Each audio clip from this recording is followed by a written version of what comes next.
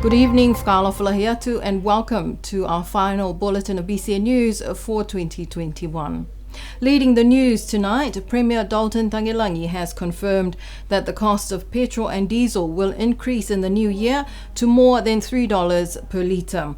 The news has not been well received by motorists and politicians alike. Honourable Terry Coe says that if the fuel prices go up next year, then the government should also consider a cost of living adjustment. Here's more on that story.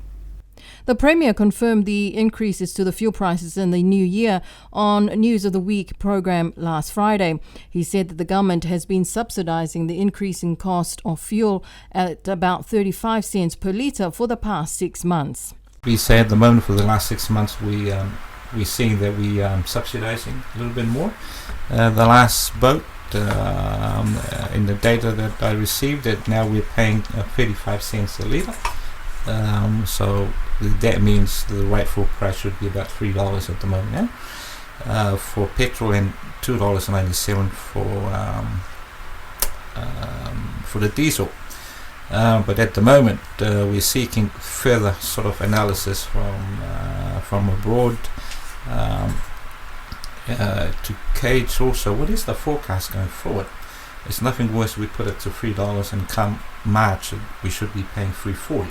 So these are just some of the things that we're looking at, or where should we have a benchmark to ensure that it doesn't changes.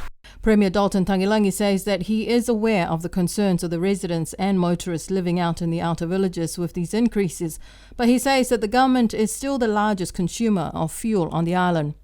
The last adjustment and review of the island's fuel prices was back in 2017, when the petrol went from $2.59 to $2.64 per litre, and diesel rose from $2.55 to $2.66 per litre. With the increases expected, Niue's fuel prices will be much higher, if not one of the most expensive fuel in the region, compared to Samoa, where petrol costs $1.78 New Zealand per litre and diesel $1.72. In Fiji, petrol is $1.90 New Zealand a litre and diesel is $1.60. Fuel is slightly more expensive in the Cook Islands, with $2.36 for petrol and $2.10 for a litre of diesel. Meanwhile, Opposition Common Roll member Honourable Terry Coe says that if the government is going to increase the cost of fuel in the new year, then the government should also seriously consider a cost of living adjustment. Terry Coe says that implementing a cost of living adjustment has been something governments in the past and present have been trying to avoid for a long time. Premier Dalton Taonga says that the government is waiting on further data analysis before making any final decisions, but the cost of both diesel and petrol will increase to more than $3 per litre in the new year. And Ida Taonga will be stepping down from her position as the chairperson of the Broadcasting Corporation's Board of Directors at the end of this year. She told BCN News today that she would like to focus her energy and efforts on her role as the chairperson of the Niue Public Service Commission. Ida Taonga was appointed as the chairperson of the Broadcasting Corporation Board in August of last year, along with Fiafia Rex, Aldrich Hipa, Reverend Nuka Toevihi, Doreen Siatanga and Gayleen Tasmania. One of the reasons is, I hold a number of positions within Niue. One of it is quite a heavy position as a chairperson of the Niue Public Service. And I actually was appointed as a chairperson of the BCN before the public service chairperson. So I've found that it is getting a little bit heavy, the workload is a little bit heavy, and I think I will not do justice to the position of BCN chair if I spread myself thin and not focus as much. And I have actually I've noticed that in the last 4 to 5 months. So I think it's only fitting that the position goes to somebody else that can put a lot more energy and focus on BCN. And we've already got a vice chairperson, which is the beautiful Fiafia Rex, and so she'll take over as the chairperson. That was my recommendation to the board as well as to the government. So it's just an appointment of another another director onto the board that will need to be done in the next 12 months. But you've got a pretty strong board, and so yeah, that's the main reason. Aida Taonga says that she will be focusing on rolling out the implementation phase of the government's organisational restructure of the public service in the new year. So, as you know, there's an organisational structure change that's happening at the moment. And so this year, being the chairperson of the new public service, I've spent a lot of time observing and also looking at the strategic side of the direction of the new public service, waiting on a few approval processes to go through. And 2022, next year, which is next week, it'll be the implementation side. So it's going to be quite a heavy year for us. And just thinking outside the square, asking the public service employees and management, senior services, the senior workers to look outside the square when they're doing it. Don't just look at the status quo. This is how we've been doing it for the last 5 or 10 years, and we continue like that. I always say to them, be brave, and if and come up with some innovative ideas. There's over 400 employees, and there's some really great ideas, but for some reason they've been quiet.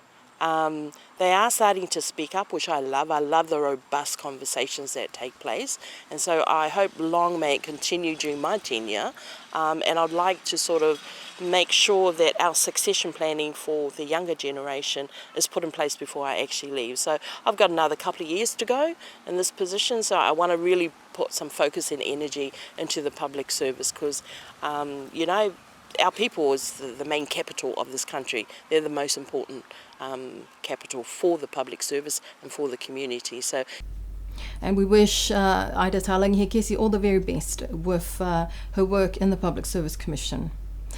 In other news, the government is also expecting to roll out the booster shots and begin the vaccination rollout of the pediatric Pfizer vaccine for the 5 to 11-year-olds on the island in January next year.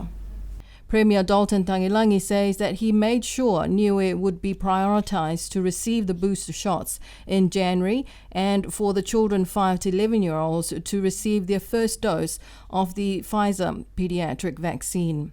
More than 98% of the eligible local population of those 12 years and over have received their double jab of the Pfizer vaccine, making Niue arguably the most vaccinated country in the world. Also in the new year, the government is considering opening up of the border to tourists in April next year.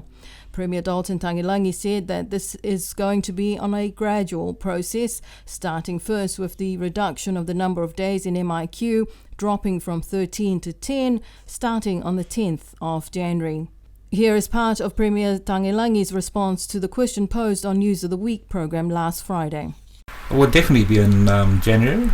They already marked us for that, given that we had our first and second shots in May, June, so 6 months will be in January.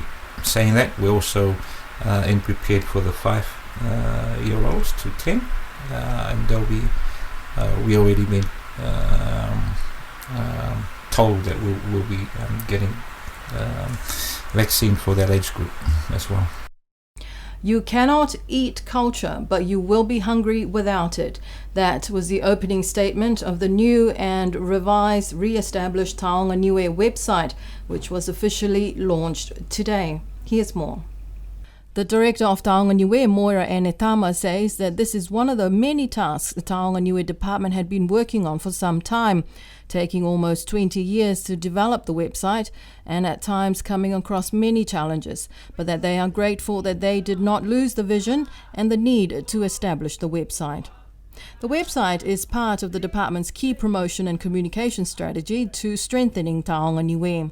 Ms. Enetama says that this is also an opportunity to grow public understanding and knowledge of the overall Taonga Niue strategy, which was officially inaugurated by the governments of Niue and New Zealand in 2004 and reinforced at the official opening of the Whaleto Taonga Niue in October 2018 by the late former Premier Sir Taonga Taonga. There are several new items in the new Taonga Niue website, including everyday words in Vanghau Niue, the Takalo protocols or traditional war dance, and the Niue calendar of significant cultural events. The Taonga Niue website was created by 683 Productions, a subsidiary of BCN. 52 students from Niue High School senior classes, including school leavers, signed up for the Youth Employment Scheme, also known as YES program, this year. One of those students and a school leaver is Johina Lapoisi. She's been working with BCN News under this YES program. The Youth Employment Scheme is organized by the Niue Chamber of Commerce. The program provides paid jobs at $6 per hour for the students to work either with a local business or with a government department. One of those students is Aaron Ringamoto, who is on his first year participating in the YES program and is working at the Niue Police Department. This experience has taught me a lot about what the police do. They don't just stay on the road, but they've also done more than just that. They actually go around the island and patrolling in that, and it's taught me to wake up early in the morning. I usually don't do that, and also working here has been a good experience. The one that inspired me to work at the police department, I'll say in the beginning it started off with the movies, like seeing the movies like Cool, Guns and all that. Then I tend to realize that it's not about that. It's like getting a job. Also there's the money, but then there's also the part where what you want to be in the future, which is I want to become a policeman, and I don't just want to hold a gun in that. I also want to learn how to respect others, and I also want people to get to know them, the people in Niue, and create a bond there. One of the 31 school leavers who completed their schooling this year is Pele Vaonga, told Midday News that Niuean students are very fortunate to have this YES program. He is working with local businessman and president of the Chamber of Commerce, Sefeti Fatiaki Adriana. This is a great opportunity for the Niuean kids, students. It's something that we need to look forward to, for people to stay here on the island and work for Niue instead of them just jump on the plane and go overseas, look for opportunities and workplace to work. But there's a lot of opportunities on the island, a lot of opportunities in Niue, but we just need to stand up and look for it.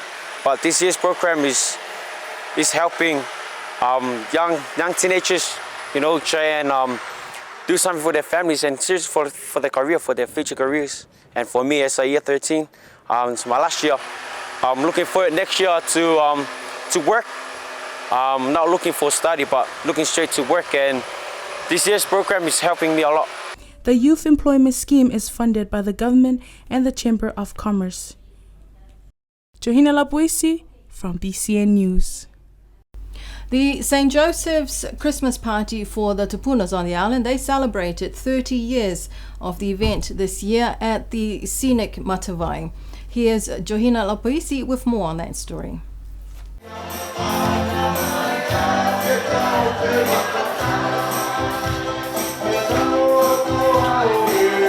One of the organizers, Des Hipa, said the Christmas lunch for the elderly on the island was an initiative of the late Father Glover of the Catholic Church, who 30 years ago hosted the first event.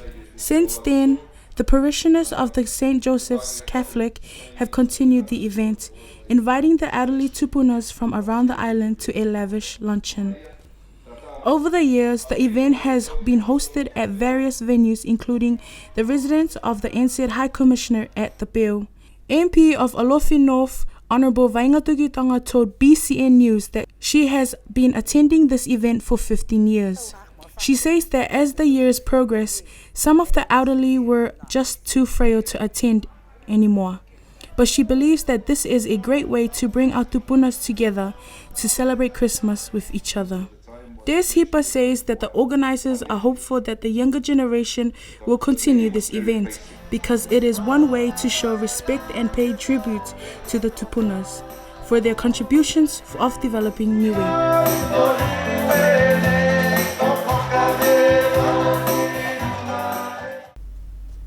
And to end the news tonight, the Health Department is the recipient of some brand new vehicles brought from Fiji. Currently on the island, they have 2 Toyota Rush 1.5 litre auto 7-seater SUV vehicles already here on the island, and the other 2 will arrive on the next boat. In a joint press release earlier this week, the government announced that the 4 vehicles were donated by the government of Japan and UNICEF. Here's more. Minister of Health Sauni Tangatule acknowledged the vehicles will be useful for Niue's COVID-19 vaccination and community outreach programs. The government of Japan has previously donated heavy machinery for the Niue government, and this year they have extended the support to the health sector. Director of Health, Dr. Eddie Akaola, says that the 4 vehicles bought from Fiji for the health department will be used for their vaccination and daily activities. And that's our final bulletin of BCN News for 2021. Thank you for joining us this year. Here's wishing you and your families a happy Christmas and a safe, festive New Year celebrations. On behalf of the BCN News team, you have a wonderful festive season. We will be back with you on the 23rd of January next year. Until then, good night.